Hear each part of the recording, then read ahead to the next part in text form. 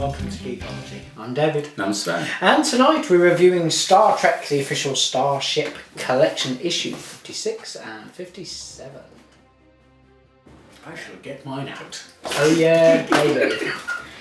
While Sven's whipping it out, it could take a while, we haven't got tweezers. We've sorry. People in glass houses should not throw stones.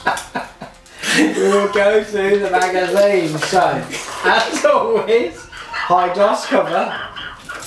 Do you want to maybe? No. CGI shot showing you how to correctly mount your model onto the stand. What, the one you just whipped out? That's the one. What has got to be one of the best CG shots I have seen of any of the ships so far.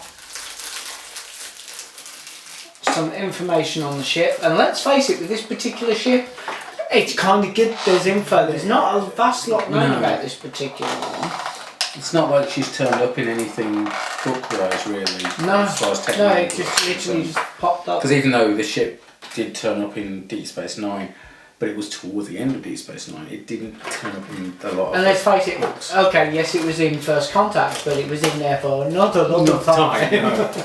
Too busy beating the crap out of the Borg. Really nice topographical view. Mm-hmm. Then some concept art, which you've got. So there's going to be a portion of fans out there who don't know what this ship is. Yeah. And are then going to look at this going, oh look, concept art for a ship that I didn't know existed. Then we move on to what has to be some rather unique and slightly scary footage of the Borg Queen. Yeah, Very so interesting. The idea concept of that. piece. Yeah. Yeah. Her as a spider is cool. Her as a... Big knifey thing. Actually, I was going to go with the ball. But yeah, if you want to go with the glorified letter opener, I am the letter opener. You will be a son of it. Let's just slice you. Yeah, it's weird how Geiger-esque the artwork is for this. Should we not go there with the whole Geiger thing? Should we not mention the Geiger thing? Are we skipping past that? We're skipping past that as fast as Paramount. More glorious Borg Queen images, and two I've never seen. Yeah. I love, as a piece of art, that's stunning. Yeah. So, yeah, I mean, yeah, this is a tremendous issue from the magazine point of view. Now, Sven, you've not had a chance to look at your jets, so should we go through it together? Mm-hmm. So, now that's done. Can we have a look at the Federation's version of the horseshoe crab? Essentially. Okay, you know what strikes me right off the bat with this? Well, this if I hit it with a bat. Well, yeah. What is it about Eaglemoss and the obscure ship being superb? I mean, look at the... Forget the Aztecing, which, as we know, they're getting really good at that. But the red detail lines around the main panels, the fact that they've used the shading of grey paint on the internal piece there to pick out. Yeah. I've noticed one minor thing, which is right there. They should have some red paint in there. Yeah. The shuttle bays, they could have painted the numbers on the doors a bit, but they could have painted it on there at all. They haven't. But that would be quite small and fiddly at that angle. Yeah. The join line just works really well. Yep. I dealt with that quite well. Let's have a look at the topographical. Yeah, I mean, the detailing is stunning on this. I love how they did the nacelles.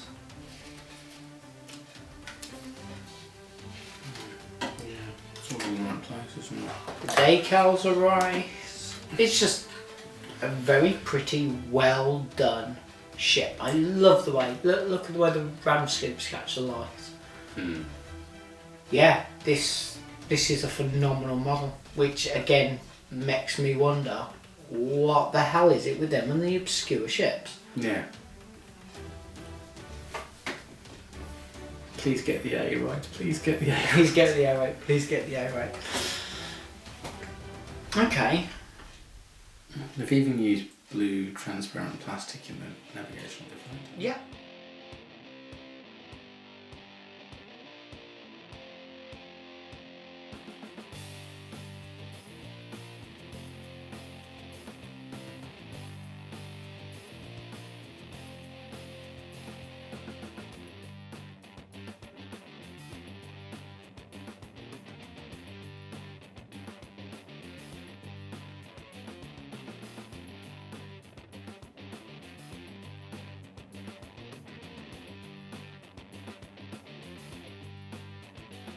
This is a perfect example of them at their best. Yeah. And yet they do it for obscure ships. Quite. I mean, the only other thing that sort of pulls on me a little bit is the wind as well. The portholes are a little bit big, maybe a bit fat, but should be a little Bit thinner fat, than they that, should be yeah. thinner. So, should we move on to the next one? Yeah, absolutely. So here we have the magazine, Mm-hmm. the high gloss cover, the breakdown of what can be found in the magazine, Mm-hmm. a really ugly CGI shot of the ship. The first time we saw her, Yeah. and CG shots, From the topographical view of the original version of the ship. Mm-hmm. Because I'm going to be referring to it as the original version. That's because the Balance of Terror The version. model version, yes. I Yeah. mean, look at that. How fabulous. We go with fabulous. We're going with fabulous. Lots Okay. of background info, which is beautiful. Then some background info about the original series, because apparently that was needed. Some information about the Romulans. Some more information about the Romulans. And looky what the next issue is. Okay, now, first of all, notice the shade of orange that Yeah. the Warbird is actually painted in. Because this is very, very much the original recordings Yeah. of the original model. The original model. It's that faded, Mm. goldy orange. It's beautiful. And very, I would say, very accurate. I mean, even the circles are there, and, which I assume are the landing feet covers. Yeah. Remember rightly. Remember my Bird of Prey. Do you know what, this is going to sound really strange, but do you know what impresses me most about this particular model? Go on. The fact that they didn't try to do the CG version. There's no Aztecing for panels. Mm. This is As if exactly how I imagined the original model would have been if it was scaled down. And it's just lovely. I mean, yeah, there's some, the paint's a bit rough. Just along there. It's paint or glue, something. Mine's alright.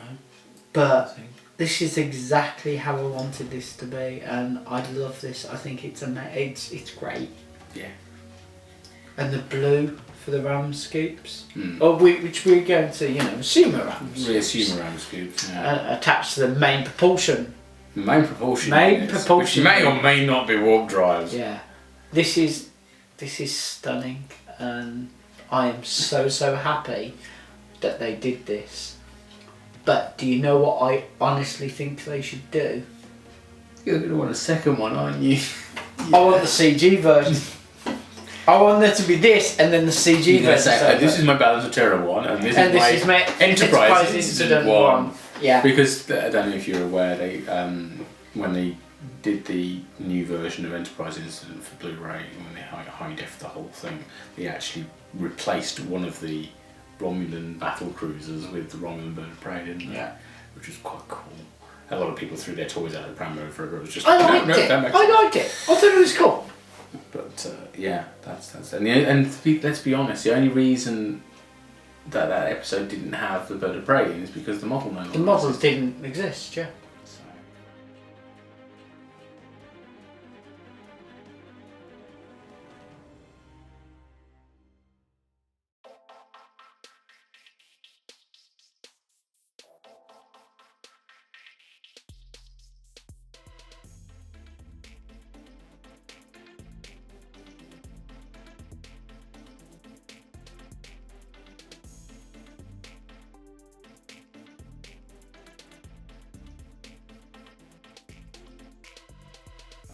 So I'm thrilled with this one.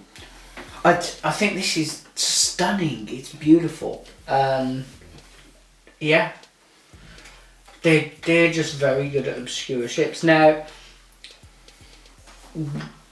I realise that the Enterprise and the Voyager and so on are hero ships, but as far as I'm concerned, that is as well. It's an iconic ship. Yeah, I'll give you that. Look how good my stand is. My stand is not that good. It comes up on my stand. But I think it's fantastic. It's getting a 9 from me, although I must confess, it probably only deserves an 8 because the paint But job. you love your Romulan Bird. But no, the reason I'm giving it the 9 is because they didn't faff with it. They didn't give it the brighter orange paint job that the CG version got. They haven't tried to put panel lines in. They've not tried to put Aztecing in. So it's very much your original series without fracking around. Yeah. It's what it's meant to be. Fine. I'm giving this a 9 as well. It's a stunning. It's Like, there's a couple of things that they could have done. Like they could have painted the numbers on the shuttle bay doors. Yeah.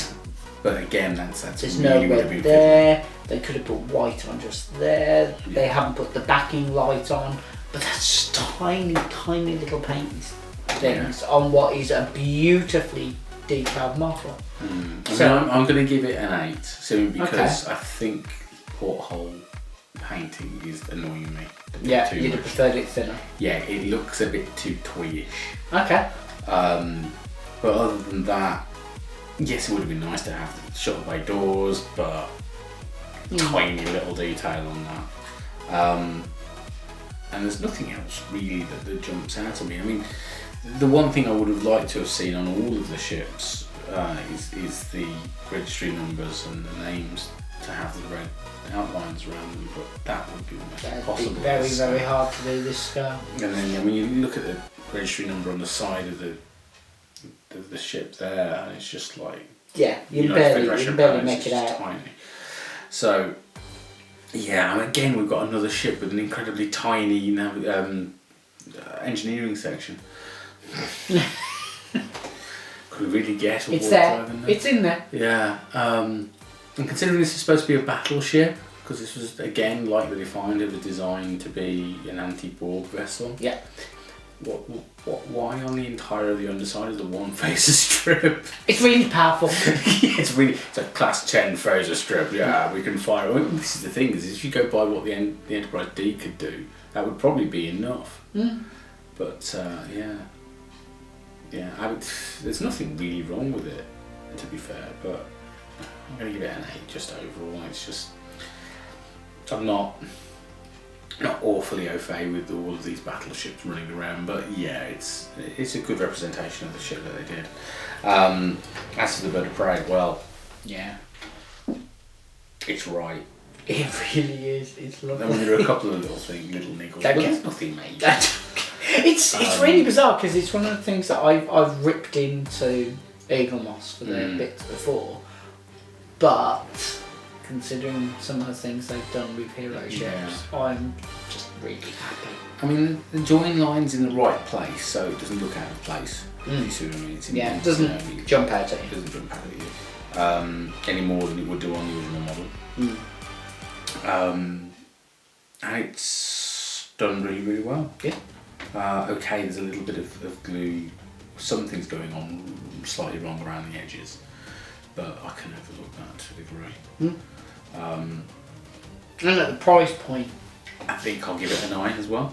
Excellent. To be honest, I know a lot of people are going, "Why does it look faded?" Well, it didn't yet. No, because that's how it appears. See, that's why I'm really chuffed with it, because they didn't faff with it, going, "Well, I'm sure it should have." No, that's right. That's what it is. Yeah, absolutely. Now you got a leaflet, didn't you? I did. Which I didn't get because you're still in line for all the specials, aren't you? Yes, so I'm going to have to find another way of getting this one because the Kelvin is mine. I wouldn't mind at all. It being a JJ Universe ship from before the JJ Universe split off from the main one, so it's like, why does this look different from the other ships at the time? But yeah, looks quite interesting. It does. I look forward to receiving that one, and we will be reviewing that. Cool. Well, when we get it in. Yes, absolutely. And then we've got the NX-01 refit after that, haven't we? So Yes, special one. that's going to be stunning. That'll be probably February by the time we get around to it. Probably. But yeah, cool. Right, well, those are our thoughts. We'd love to read yours. Feel free to leave them in the comment section below. You can subscribe to us here on YouTube. You can follow us on both Facebook and Twitter. And of course, there is the official Geekology website. Thank you for watching, and good night. Bye.